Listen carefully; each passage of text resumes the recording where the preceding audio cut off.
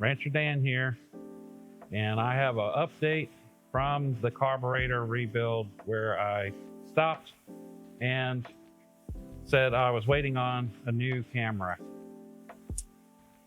And the new camera came, and it didn't work that great, unfortunately.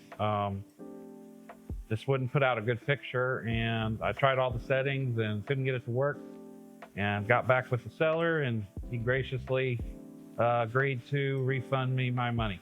So, and I shipped it back to him that day, went back on eBay, found this camera that you see me now on, which is the original camera was a HM170 JVC 4K, and this is the HM 250, which is a little bit upgraded. It's got a few more doodads and, you know, neat things, bips and boops, mainly Wi-Fi capability. That's kind of neat. Yeah, so that seems to be working. There's a lot of functions that I need to learn. I'm trying to play around with it, learn everything. So when I'm actually in a situation where I have to be on top of my game, I will be on top of my game. So that goes with video, audio, everything, lighting. So it's a learning curve, learning process. Then my Handycam, which I've been shooting a lot of my other videos on, I decided I wanted to try to make it where I could use the proprietary plug that charges and powers it to run off of my V-mount battery that I got with the 4K camera. Unfortunately, the V-mount battery USB puts out 5 volts, and the little Vixia camera that I had from 2010 receives 3 volts. And so that, I toasted it. That was my fault, my bad. So I went back on eBay, looked, I was happy with the Canon Vixia line as far as Handycams goes. So I looked around and I found a Vixia R72, which is a 2016 version and has some Wi-Fi capabilities and still got really high ratings from people who have used them. So I've got it for, and it was cheap because it's 2016 versions.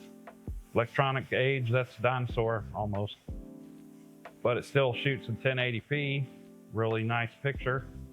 So 150 bucks, that was a bargain. And I got a secondary camera again. So here's Farmall C. We're going to, I just got this one in.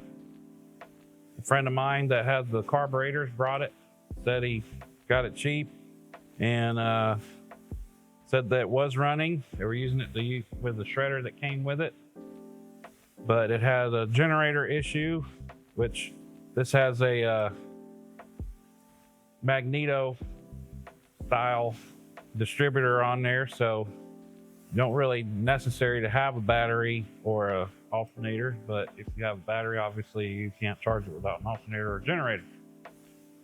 But so what we're going to do in a upcoming video is we're going to throw a battery in this, we're going to check our fuel, and we're going to check our spark and see what we've got going on with this one. And maybe we'll go rob my friend's boneyard that he has a couple dozen tractors like this and see if we can get this one fixed up. So, because he said he thinks he wants to flip it. Personally, I don't know. I don't think he'll sell it. I think if we were to make this nice and shiny red, he'll probably change his mind. But we'll see. So this is Super C from 1948. And we got our Farmall B over here. Here's our Farmall B we've been working on. Got it running a few times, but it's not reliable. It's the condenser, a point style distributor. It's annoying, so I got electronic to swap it over. We'll continue with this tractor.